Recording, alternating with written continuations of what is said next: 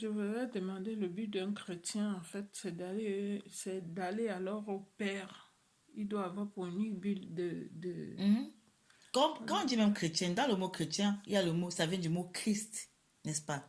Maintenant, la conscience christique, c'est elle la compréhension qui vient d'en haut. La conscience christique, c'est celle qui te permet vraiment d'aller uniquement vers le Père. Mais quand tu regardes vraiment le chrétien religieux, est-ce que c'est de ça qu'il parle? Hmm? Non, il est complètement hors de la vraie compréhension. Il est dans un fonctionnement religieux, dans un actisme religieux. Et cet actisme qui lui impose ce qu'il faut faire, ce qu'il fait, des 10 commandements. Et puis maintenant, de ses propres efforts charnels, il veut, comment dire ça, assouvir tout ça. Il veut, de ses propres efforts. C'est pas que l'identité créative n'est même pas bâtie en lui. Mais ce qui fait qu'il ne le fait pas de manière naturelle, il le fait parce qu'il faut qu'il fasse ça, parce qu'on dit qu'il faut faire ça. Et puis l'autre, on a dit qu'il ne faut pas faire. Mais quand c'est l'identité qui se bâtit en toi, tu ne réfléchis plus. Tu t'exprimes de manière très naturelle. Tu gênes de manière naturelle. Parce que celle-là, cette identité discerne très vite ce qui le perturberait, ce qui le sortirait de son repère. Tu vois, ce qui va le distraire. Et lui, il ne se laisse plus distraire. Il ne se laisse plus perturber. Il ne se laisse plus pénétrer par le faux, par le violeur. Satan, c'est le violeur. Il fait ça même ton consentement. Le père ne viole pas. Le père dit dispose-toi. C'est quand tu disposes qu'il vient. Tu comprends? Si le père était un violeur, c'est qu'il a déjà violé tous les humains et tous les humains, c'est la conscience créatrice. Mais l'autre qui est un violeur, il viole tous les humains et tous les humains sont dans sa conscience. Est-ce que tu vois ce qui se passe?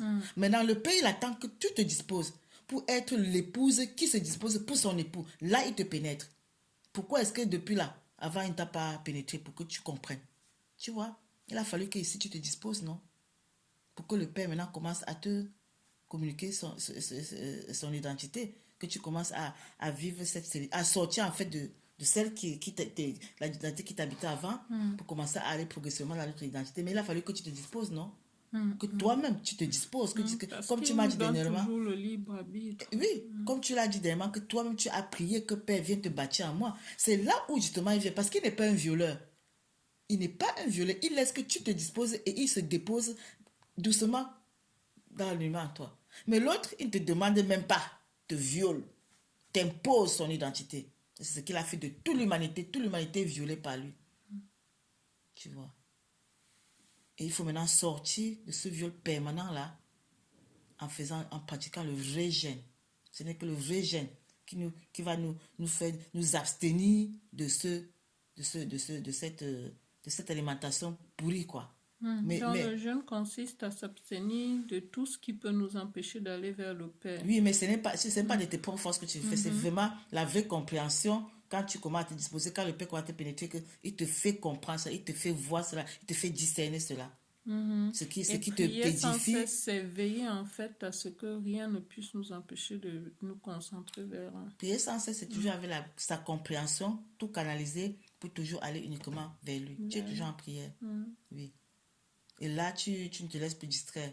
Et c'est là, quand l'apôtre, tout est permis, tu vas voir que tout est permis au moment là. Personne ne t'empêche d'aller là dehors. Personne ne t'empêche de faire tout ce que tu veux. Mais c'est toi maintenant, c'est qu'est-ce qui t'édifie dans tout ça. Par rapport à ton repère identitaire. C'est comme ça que tu pratiques le gène. Je vais te demander, Tata, comment tu fais pour discerner dans la Bible qu'est-ce qui a peut-être été inspiré par Dans le l'Esprit de Père. Dieu, par le Père, et Mais ce quand tu qui a as été conscience du inspiré par repère, les quand hommes. tu as conscience du repère identitaire et que le Père s'adresse toujours à l'esprit, tu discernes. C'est tout.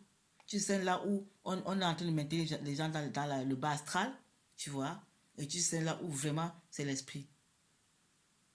C'est ça, parce que celui qui est en toi maintenant, c'est lui-même qui te conduit, qui te dit, qui t'instruit.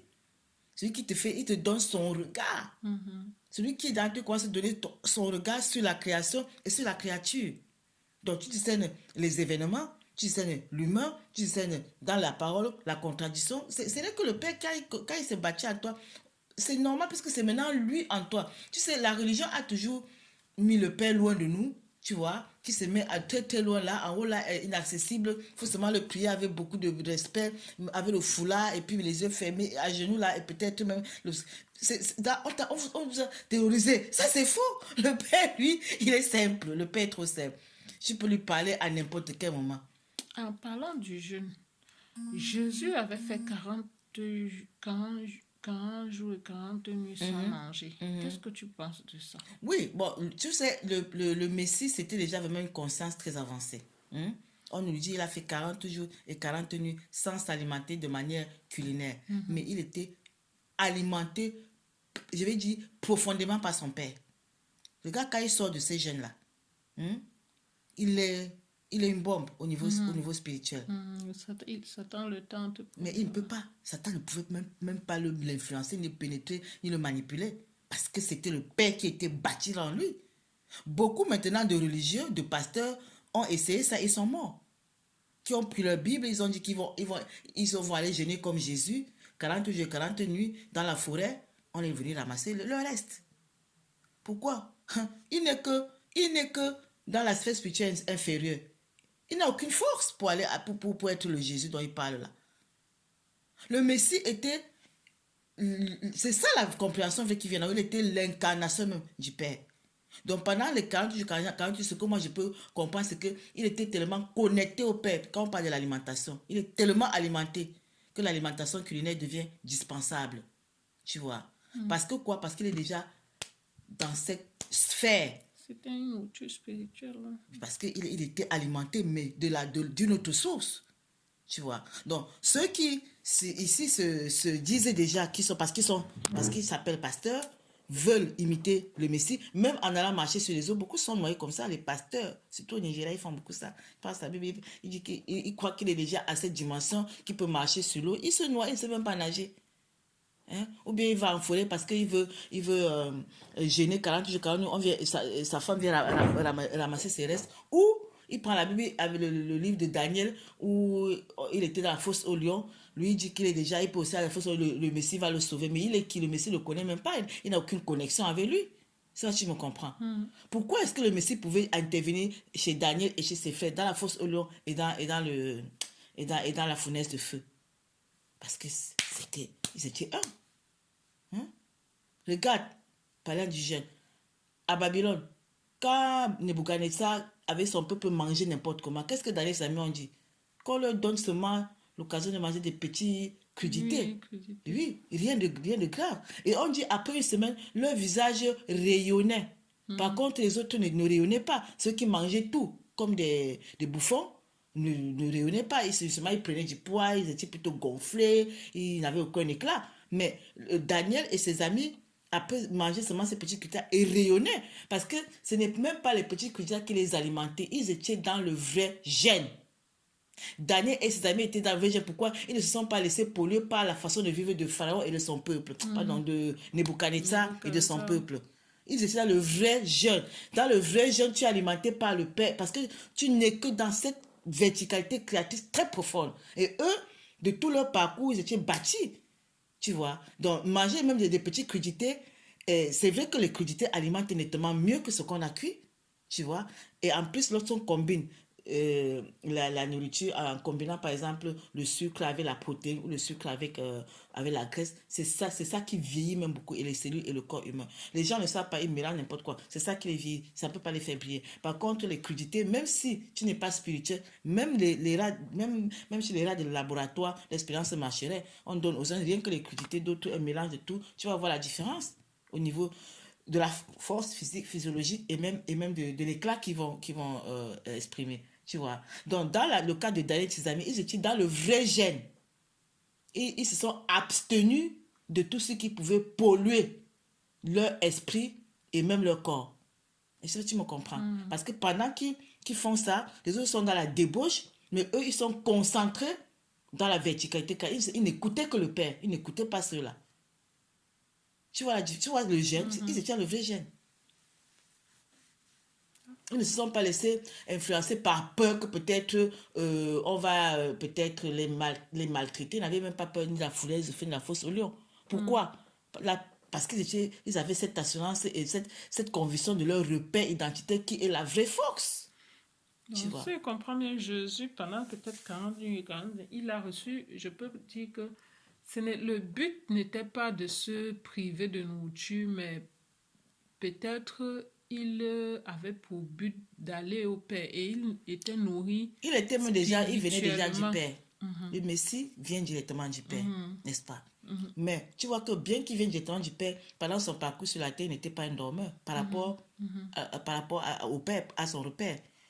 Tu vois, il a toujours travaillé pour demeurer dans la constance de cette identité. Il ne s'est pas laissé perturber. Il était imperturbable, immanipulable, ininfluençable. Il était dans le vrai gène pendant toute son existence terrestre. Il était dans le vrai gène. Il n'a rien laissé de polluer le pénétrer. Mais le Messie était permanemment dans le vrai gène. Les 40 c'est une image en réalité. Il était dans le vrai gène. Il était dans le vrai gène toute son existence. C'est ce que nous sommes appelés à faire.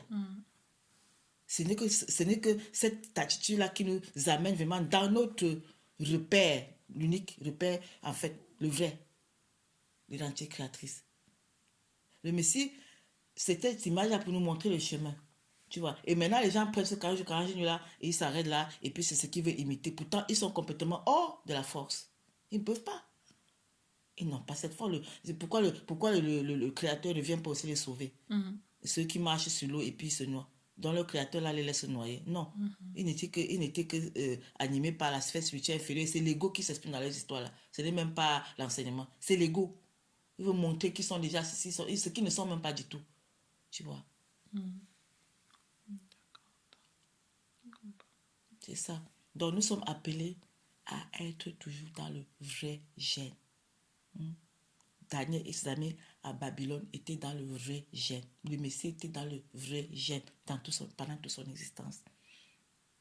Tous ceux qui ont reçu l'identité créatrice dans cette Bible-là, regarde, Joseph était dans le vrai gène.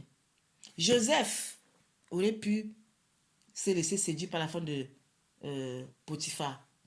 Qu'est-ce qui l'a empêché de le faire? Mais comme il était destiné à être la fonction du Créateur, il était dans le vrai gène. Il est allé en prison. D'autres auraient dit que pour ne pas aller en prison, mais il cède.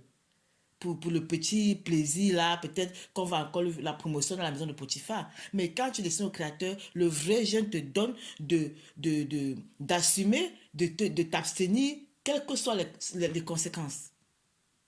Quelles que soient les conséquences, quel que soit ce qui arrive là, tant que tu es dans ton repère, le Père, son moment venu, il va intervenir parce que tout, c'est lui qui anime la création. Mais si tu te compromets, tu commences à te laisser pénétrer par l'autre, mais il t'attend dans ton champ et puis il t'a distrait. Tu n'es plus, tu es déjà sorti maintenant de ton repère, tu vois. Tu es pollué. Et Joseph était dans le vrai gène. Il ne s'est pas laissé séduire. Jusqu'au jour où le Père s'est bâti maintenant à lui, l'a révélé à l'humanité. Là, donc il se révèle. C'est maintenant la fonction visible la fonction visible du Créateur de la création. C'était Joseph qui était la préfigure du Messie. C'est-à-dire que Joseph était comme ça de l'exemple, ce qui devait venir, le Messie. Et le Messie est venu, et pendant tout son parcours, il était aussi dans le vrai gène, pendant ses 33 ans. Ce qu'on nous livre, 33 ans. Bon, moi, je parle de l'image, en réalité, tu vois. Parce que moi, quand je parle du Messie, ce n'est pas le physique là qui m'intéresse, le personnage physique au nom de Jésus qu'on nous a donné là. Ce n'est pas ça qui m'intéresse. Moi, c'est la compréhension, tu vois. Parce que le Messie, en réalité, c'est la compréhension qui vient d'en haut. C'est ça qui m'intéresse. Tu vois. Ok, d'accord. C'est ça.